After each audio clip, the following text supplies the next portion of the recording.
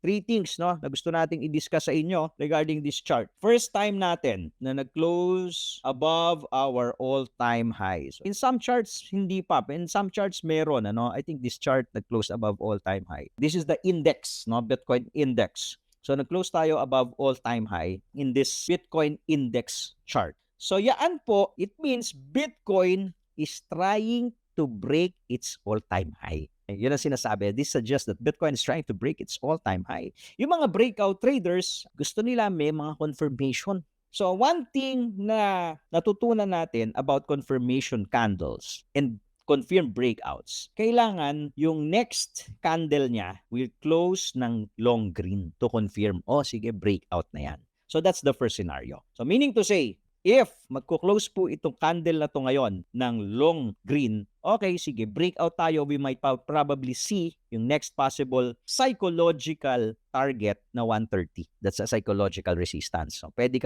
huminto yan dito sa 130. Kung mag-long green to, pwede pitikin na yung 130 na yan. So, that's the first. Second, using our TPI trading system. Yung TPI trading system natin is a buy the dip, no? Trend following with buy the dip setup. Kaya po hindi tayo bumibili na dito sa mga breakouts na to. Dito tayo bumibili pag nagdi-dip siya mga green dots na yan, no? Nag-aantay tayo ng setup diyan sa area na yan. So using TPI trading system, kung ang closing naman po nito is red candle. Una po, kung hindi siya long red, hindi niya i-engulf itong previous green niya. Halimbawa, maliit lang na red. What you can do is to take some profit dyan sa red candle na yan, or at least use that candle, red candle, as your trailing stop. Ibig sabihin po, mamarkahan mo na yon. Halimbawa, no? Halimbawa, yung low ng candle na yan is nandito. Halimbawa, sumundot dyan. Mamarkahan mo na yan as your trailing stop. Pag na-violate, close position. Pwedeng partially, pwedeng all, pwedeng 50%, pwedeng take out capital. It's up to you. It's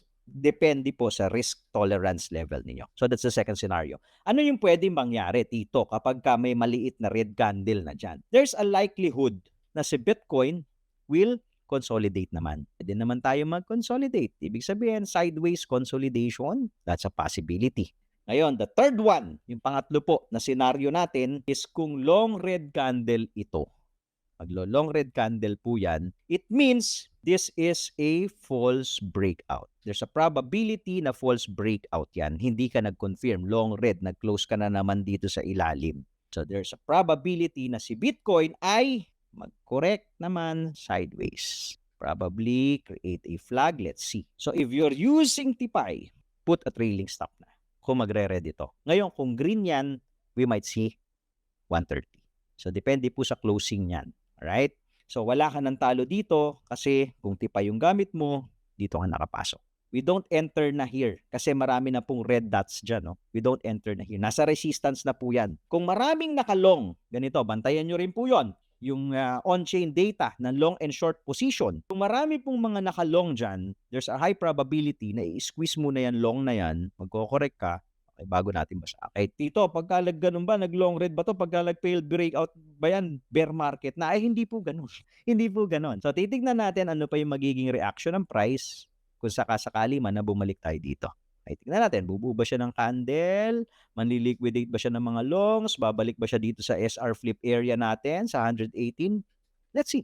Every candle is a piece of the puzzle, right? So, that's why it's important kung dito po kayo, if you're actively trading, meron kayong game plan. Kasi if walang game plan, lagi ka hahabol na lang dito sa tuktok. Pag bumababa, natatakot ka. Bakit? Kasi wala kang sistema. Follow for more Tito Moves.